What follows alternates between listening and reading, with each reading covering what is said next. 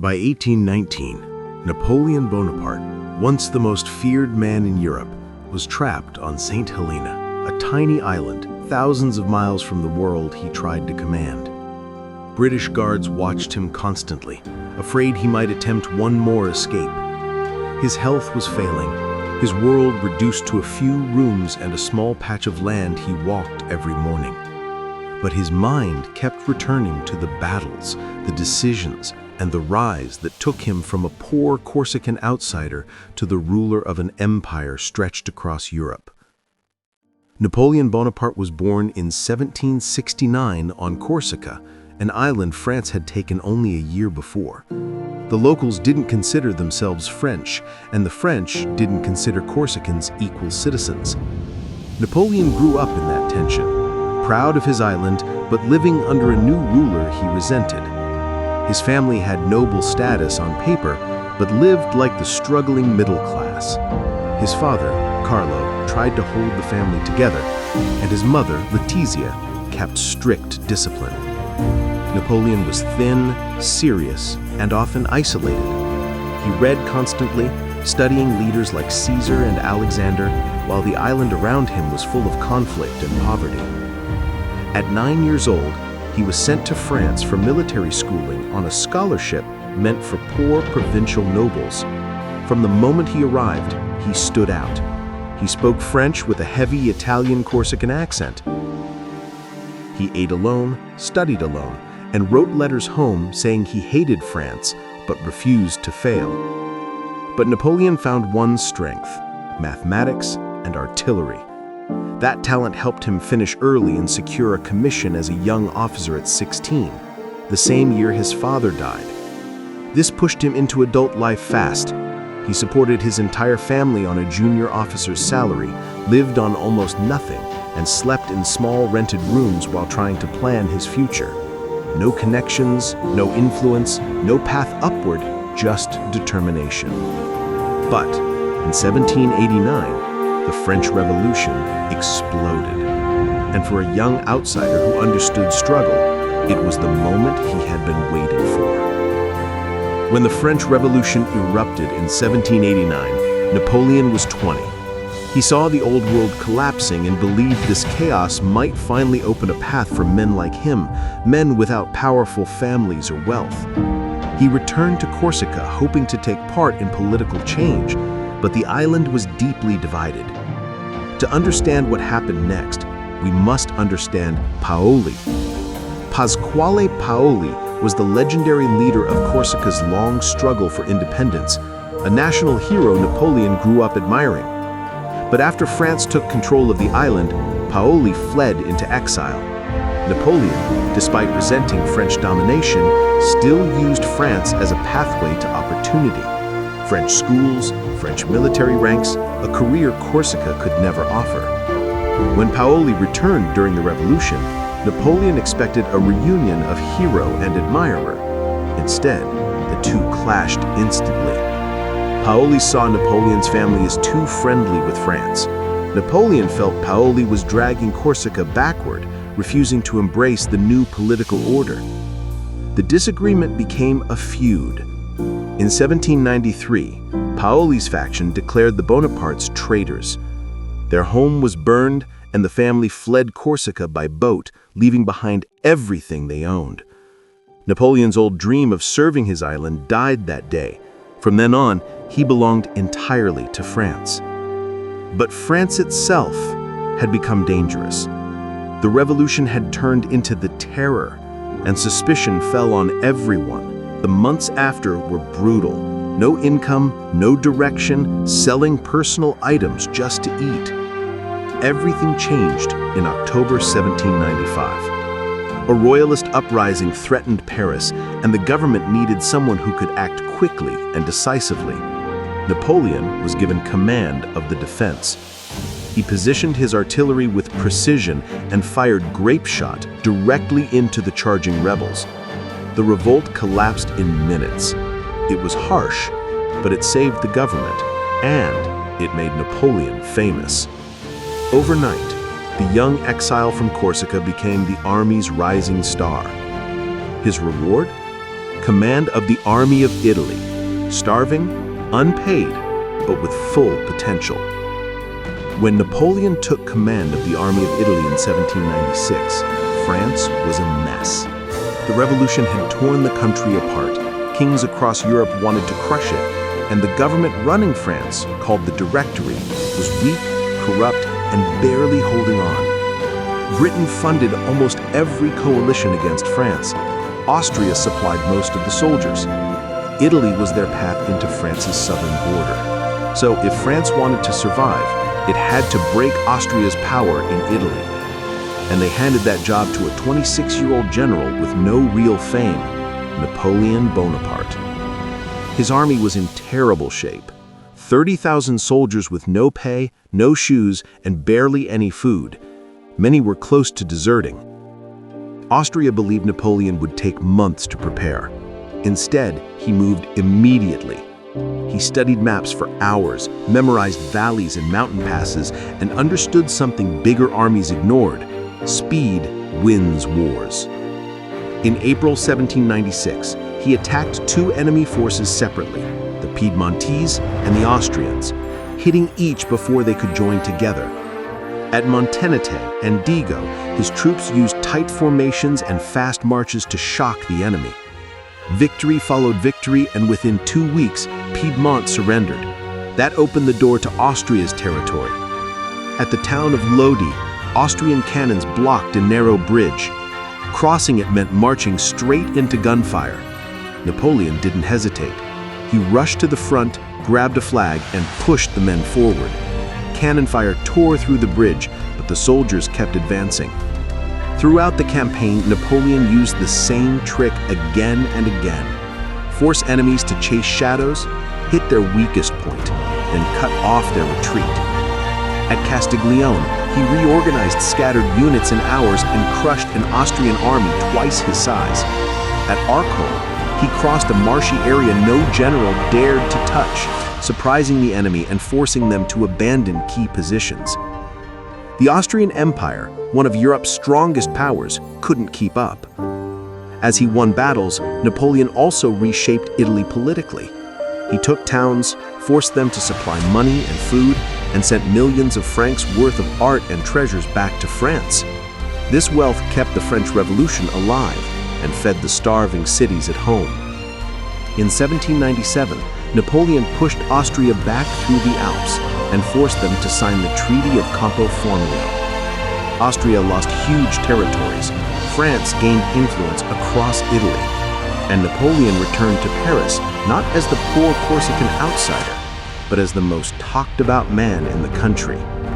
In 1 year, he turned a starving army into Europe's most feared force, and turned himself into the Directory's most dangerous employee. They needed him, but they also feared what he was becoming. By 1798, Napoleon was the most successful general France had. The Directory, France's shaky government, admired him, but also feared him. He was young, popular, and ambitious. A man like that could take power. So they gave him a mission far from Paris: cut Britain off from its wealth in India by capturing Egypt. This kept Napoleon busy, gave France a chance to hurt its biggest enemy, and sent him far away from politics, at least for a while. Napoleon gathered about 40,000 soldiers, scientists, engineers, and artists. He wanted not just a military victory, but a cultural one, something grand enough to boost his image even more. The trip was dangerous. British ships hunted for him, but Napoleon slipped past and reached Alexandria safely. From there, his real test began. Egypt was ruled by the Mamluks, skilled cavalry fighters who had controlled the region for centuries. They expected Napoleon to fight in the open desert, where their horses and speed gave them an advantage. Napoleon didn't give them that chance. At the Battle of the Pyramids, he formed his men into large square formations, walls of bayonets and guns. The Mamluk cavalry charged again and again, but could not break through. Napoleon won the battle in hours. But the victory didn't mean the campaign was safe.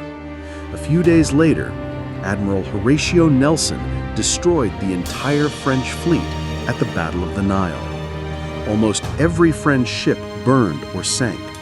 Napoleon and his army were now trapped in Egypt. No supplies, no retreat, no support from France. Napoleon refused to sit still. He marched north into modern-day Israel and Syria to defeat the Ottoman forces before they could attack him. But the campaign was brutal. Fortresses resisted longer than expected. Supply lines stretched thin across deserts. Thousands of French soldiers died from heat, disease, and exhaustion. A plague spread through the army, killing men faster than battles. At Acre, everything fell apart. The Ottomans, helped by the British, held the fortress. Napoleon tried assault after assault, losing hundreds of men each time. After months of failure, he was forced to retreat, his first major battlefield defeat. By late 1799, Napoleon realized something bigger than Egypt was happening. France was collapsing again. The government was failing, enemies were rising, and the revolution seemed ready to fall apart. He made a bold decision. He left his army behind. He returned to France secretly, leaving about 35,000 soldiers trapped in Egypt. Some would die there, others would surrender years later. But in Paris, Napoleon spun the story differently. Newspapers, which he controlled, painted Egypt as a strategic success. When Napoleon stepped back onto French soil in October 1799, the people, exhausted from years of revolution, wanted stability more than freedom. Napoleon sensed opportunity the way a hawk senses a trembling mouse. It was all Napoleon needed. He understood something simple. France was ready for a strong hand. Inside dimly lit rooms, Napoleon met with the few men in power who still had influence. The plan was simple. Replace the dying government with something stronger and put Napoleon at the center of it. But they had to move fast. A single mistake, and they would hang as traitors. On November 9, 1799, troops loyal to Napoleon quietly surrounded Paris. To the public, the politicians claimed there was a threat against the legislature, so the councils would meet outside Paris at St. Cloud. In truth, Napoleon wanted them away from the crowds, where his soldiers could control everything.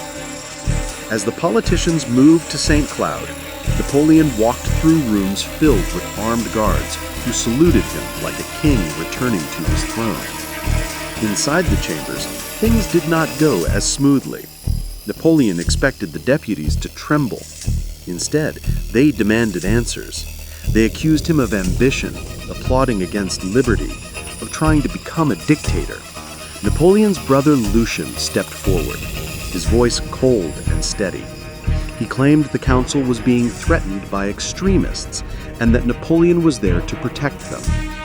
The soldiers, moved by the dramatic display, tightened their formation around the general. Then the order was given. Troops stormed the building and forced the deputies out. There was no blood, just the sound of boots and shouts and the collapse of a government that had never truly held power. The Directory disappeared in a single day. A new government was announced, the Consulate. 3 men would rule France. But everyone knew only one truly mattered. Napoleon Bonaparte became first consul, the most powerful man in France. Napoleon did not waste time. Once he became first consul, he moved through France like a man who knew exactly what future he wanted and exactly how to build it. France was broken, and he rebuilt it piece by piece. He reorganized the administration so the state could function again. He created the Bank of France to stabilize the economy. He reformed the legal system with the Napoleonic Code, giving France clear laws for centuries. Schools, roads, bridges, industry, everything that had collapsed during the Revolution began to rise again. In 1804, with the Senate approving, with the army cheering, and with the public supporting him through a referendum, Napoleon Bonaparte crowned himself Emperor of the French. He lifted the crown with his own hands and placed it on his own head, a message to the world that his power came from his achievements. Under Napoleon, France became the strongest military power in Europe. Victories followed him. Austerlitz, where he destroyed the armies of Austria and Russia. Jena, where he crushed Prussia. Wagram, another victory against Austria. By 1810, almost the entire continent was either under his control or under his influence. But the higher he climbed, the more enemies he created. Britain resisted. Prussia waited for revenge. Russia watched him with growing suspicion. And then came the decision that would break everything. In 1812, Napoleon launched his most ambitious invasion, the March into Russia. He took with him an army of more than 600,000 men, the largest Europe had ever seen. But Russia refused to fight decisive battles. They retreated, burning their own land so the French could not survive off it. By the time Napoleon reached Moscow, the city was nearly empty, and then it burned. Winter arrived. Supplies collapsed. Horses died. Men froze or starved. Napoleon's army, which had crossed the border as a force of hundreds of thousands, crawled back into Poland as a shattered remnant. The myth of invincibility was gone. Once weakened, all of Europe rose against him. Prussia, Russia, Austria, Sweden, Britain, enemies who once feared him now joined hands. At Leipzig, the Battle of Nations, he suffered a massive defeat. In 1814, the Allies marched into Paris. Napoleon abdicated. The conqueror of Europe was exiled to Elba. But even there, he refused to fade. Within a year, he escaped, landed in France, and marched toward Paris. Soldiers sent to arrest him joined him instead. For 100 days, France held its breath. And then, at Waterloo, the final blow came. It took place in Belgium, south of Brussels, on a stretch of rolling farmland where muddy hills decided the fate of Europe. Napoleon faced two of his greatest rivals, the British army under the Duke of Wellington and the Prussian army under Blücher. He hoped to defeat the British quickly before the Prussians arrived, but the ground was soaked from heavy rain, his attacks were delayed, and the British lines held longer than he expected. When the Prussian army finally reached the field, the balance tipped. Surrounded and outnumbered, Napoleon's last army broke. The British and Prussians crushed him. Napoleon was exiled again, this time to St. Helena, a remote island in the middle of the Atlantic. There would be no escape. On St. Helena, he lived under surveillance. He died in 1821 at 51 years old. Napoleon reshaped Europe in ways few leaders ever have. He spread the Napoleonic Code across the continent. He inspired national movements in Italy, Germany, and beyond. He proved that talent could rise higher than birth. And he left behind a map of Europe that would influence wars, alliances, and borders for more than a century.